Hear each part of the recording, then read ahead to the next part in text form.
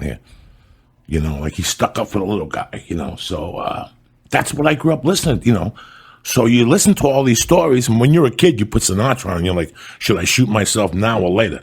You know, you don't get it. Yeah. You don't get it. But and then when you do get it, he's got 90 fucking albums. He used to just sing about shit like shoes.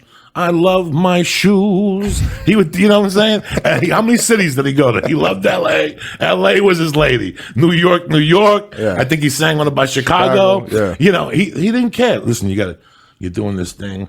The people up in Chicago, they appreciate you singing a song. Sing some cancionette about Chicago. I love the fucking pickles on those dogs. He didn't give a fuck. I know. If you look at his record collection, it was amazing. He's got 90 albums. I'm just exaggerating. Probably not. It's probably close to that. Close. He made an album like every 60 fucking days, you know, smoking a cigarette at that little building right there. Do you think it's ever going to come back, that whole vibe, suits, tuxes, just a class vibe, or is it gone? Well, I'm going to answer what you live with every day. These people are fucking animals. Just because you can't put a silk hat on a fucking pig. You but why? Me? What happened? Where did it fall off the tracks? I mean, just coming over here now, I'm looking around as I'm driving, and it looks like everybody's irregular, and no one's like normal anymore. What happened, Joey? Where are we going with this thing? When we took that flight in Atlanta, I felt really guilty because I was sitting there high on the Chiba Chew and Sebastian sitting behind me. And I'm thinking to myself, he's looking at me going, Joey's got a fucking T-shirt on. First of all, I bought it at the Fat Man store. It was one of those expensive T-shirts with the little fucking thing over here. That's number one. Number two, I was telling Lee yesterday, I remember a time when you flew, you had to wear a suit. When I was 10 and I flew, my mother would take me to New York and custom tailor me a suit to fly with. Women look nice. You know, Sebastian, listen, man, I'm not saying nothing bad about you. I love you like a brother. When you did that whole thing about slippers, it hit home because I don't ever want to see a men's foot. I don't want to see some lady's feet. Some lady's feet, I'll suck them and jerk them. I love them. But the other day I saw a lady with a foot 10 like this with an ankle. And I felt like going up to the husband going, you let her out of the house with those watakas on her fucking feet? You got shoes on. You know, men with those, I see these assholes at the airport with slippers and custom shorts, bottom shorts, and I look at these motherfuckers and I feel bad for them. You filthy motherfucker. You didn't even wash your ass for breakfast. You just left the house with those filthy feet. And what happens if the plane goes down and we got to run for it?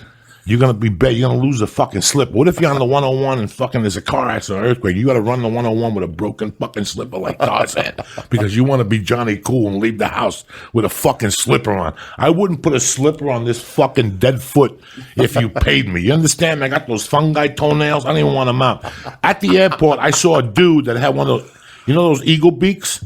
That's what his toe looked like. It went out and underneath. I was trying to charge my phone. I had to pull the thing. I got sick. I had to walk away with slippers. Put fucking shoes on. I mean, we have broken down. We have become filthy. We have, people think because they have $3, they have class. I grew up with people that had nothing. Nothing. Irish kids. They had nothing. The O'Neills. But they had class. They had dignity. They had something to them. Even if you had to hand down me the clothes, you washed them, you spray painted, you took that fucking thing from the carpet and you filled in the hole on your T-shirt. But these people wouldn't know. I have 5 or 6 suits in the thing that I look at and go, I threw money away. Because if you wear a nice suit in this town, you're overdressed. And you don't know why you're even wearing it because these fucking animals dress like, you know, they just look at each other and dress the same. It's nationwide. Nationwide. And the color coordinations. Have you seen the color even when I'm on fucking street clothes, I'm color coordinated. I got the white shoes with the jeans, with the black shirt. It all goes down. I would never wear a brown fucking shirt with jeans. I would never wear colored socks. That's the first thing you learn in a fucking neighborhood. You got sneakers on. You don't wear colored socks, you fucking jerk off. Because if you step on glass, the ink from the fucking sock goes into your cut, you die. You never wear colored socks. That's something this Pepsi fucking Momo generation put together. It's always white socks. And when you wear shoes, no white unless you're a fucking Mormon or you got invited to fucking Hank's barbecue. It's always those party silk socks with the strings on the side. Or wear full cotton but wear a black sock The sock has to match the fucking color. If you got brown on, you gotta have tan fucking socks, Sebastian. That's it. This is the wardrobe. If you have a shirt with lines on it, you cannot wear a fucking tie with vertical designs. You become the Twilight Zone. You stupid motherfucker. You're trying to sell insurance, not confuse people. So if you have a shirt with fucking design, a tie with designs, the shirt has to be a flat fucking color. You fucking morons. You can't mix lines with fucking designs. So if you have a shirt with lines, the tie has to be a flat fucking color. They don't even know these things. Their fathers never told them. This is like an upbringing. I'm thing. sorry. It's all right. It's all right. I'm sorry. I get emotional.